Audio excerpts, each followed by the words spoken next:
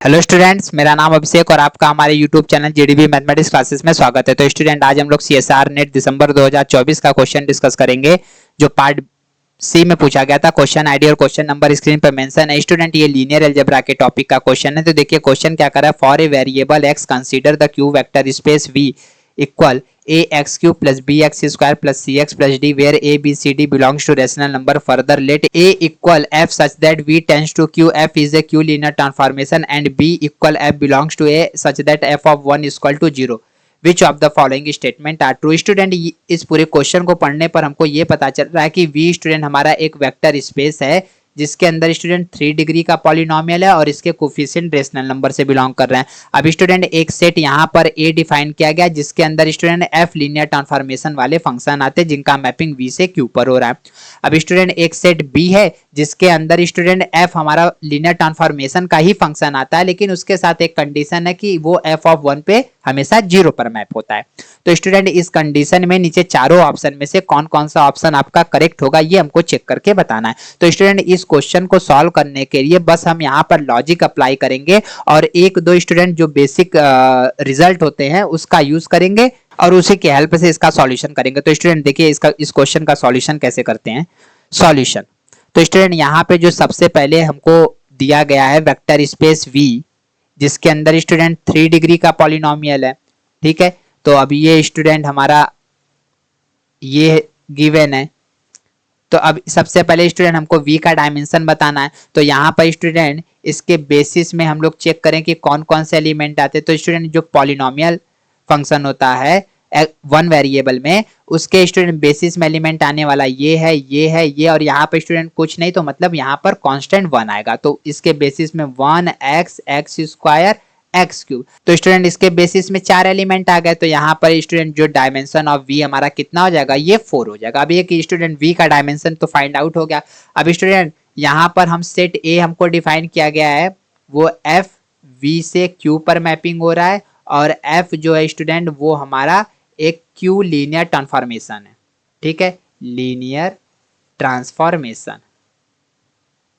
ठीक है, ये हमारा क्यू लीनियर ट्रांसफॉर्मेशन है। अब स्टूडेंट यहाँ पर ए का डायमेंशन बताना है और यहाँ पे स्टूडेंट कोई रेस्ट्रिक्शन नहीं है। तो इसका मतलब स्टूडेंट ये हो जाएगा कि जो डायमेंशन ऑफ ए होगा वो स्टूडेंट हमारा क्या हो जाएगा, dimension of V into dimension of Q हो जाएगा। कैसे, आपको स्टूडेंट पता होगा कि जब हम लोग लीनियर ट्रांसफॉर्मेशन पढ़ते हैं जिनका मैपिंग आर एन से आर एम पर होता है तो स्टूडेंट इस कंडीशन में जो मैट्रिक्स बनता है वो कितने ऑर्डर का बनता है, m क्रॉस n का बनता है। तो मतलब स्टूडेंट यहाँ पर अगर हमको t का डायमेंशन निकालना हो तो यहाँ पर हम लोग क्या लिखेंगे, डायमेंशन ऑफ r के power m into dimension of r के पावर n, यही लिखेंगे। और इसका डायमेंशन m और इसका डायमेंशन n। तो स्टूडेंट इन दोनों का हम लोग क्या कर रहे हैं, ये प्रोडक्ट ही तो कर रहे हैं।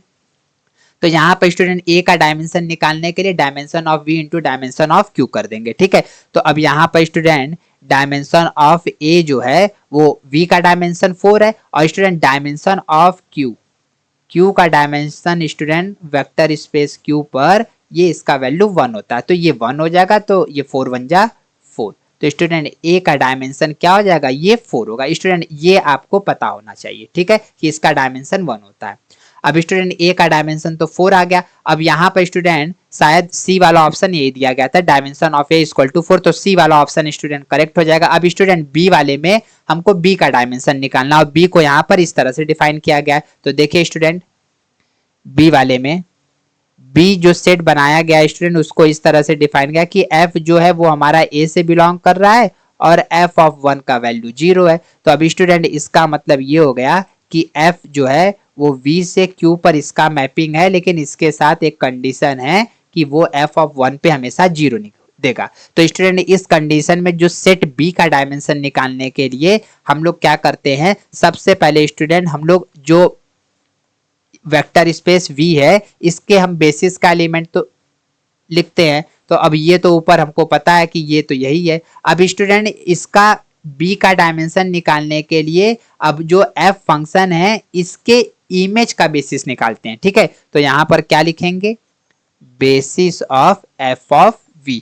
f ऑफ v का बेसिस क्या हो जाएगा, ये f of 1, f of x square F of x Q. अगर स्टूडेंट ये चारों इसके बेसिस में आएंगे तो ये आपका लिनियरली इंडिपेंडेंट होगा, क्योंकि बेसिस में जितने भी एलिमेंट आते हैं सारे एलिमेंट लिनियरली इंडिपेंडेंट होंगे। लेकिन स्टूडेंट यहाँ पर एक कंडीशन दिया गया कि एफ ऑफ वन का वैल्यू 0 है, ठीक है। तो अगर स्टूडेंट किसी भी सेट में 0 एलिमेंट आ जाता है तो स्टूडेंट वो सेट जो रहता है वो लिनियरली डिपेंडेंट हो जाता है, ठीक है। तो अगर स्टूडेंट ये सेट हमारा लिनियरली डिपेंडेंट हो गया तो फिर ये इसके बेसिस में नहीं आएगा। तो अब स्टूडेंट इसको बेसिस में लाने के लिए इस सेट में से 0 वाले एलिमेंट को रिमूव करना होगा। तो जब 0 वाला एलिमेंट रिमूव हो जाएगा तो इसके स्टूडेंट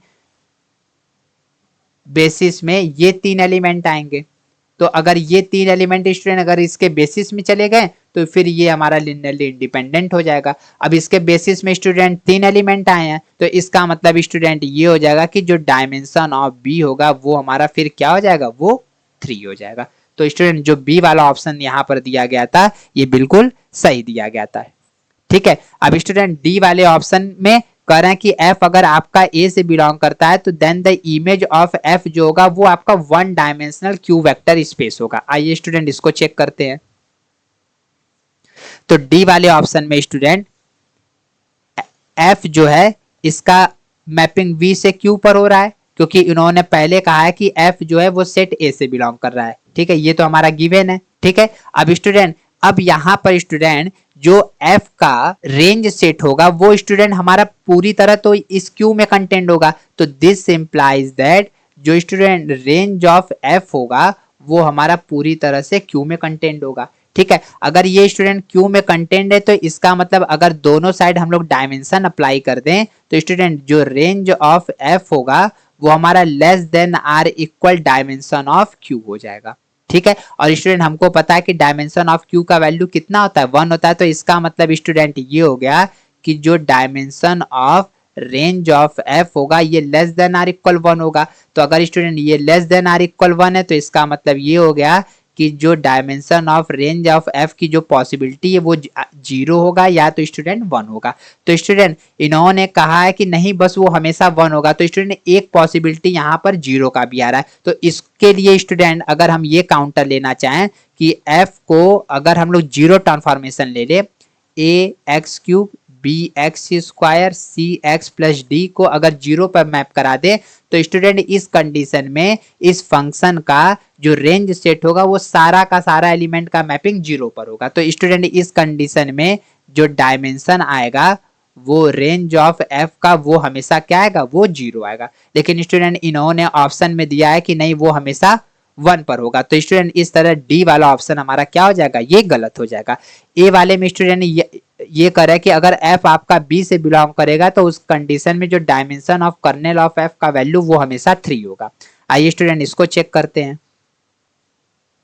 इसको स्टूडेंट हम लोग इक्वेशन नंबर 1 मान लेना क्योंकि इसका हम लोग यूज करेंगे, ठीक है। तो यहाँ पर ए वाले में भी इसका यूज है। अगर स्टूडेंट एफ जो है वो आपका बी से बिलोंग कर रहा है, ठीक है, देन तो स्टूडेंट एफ आपका v से q पर मैप हो रहा है और इसके साथ स्टूडेंट एक कंडीशन है कि f ऑफ 1 का वैल्यू क्या हो जाएगा, ये 0 हो जाएगा।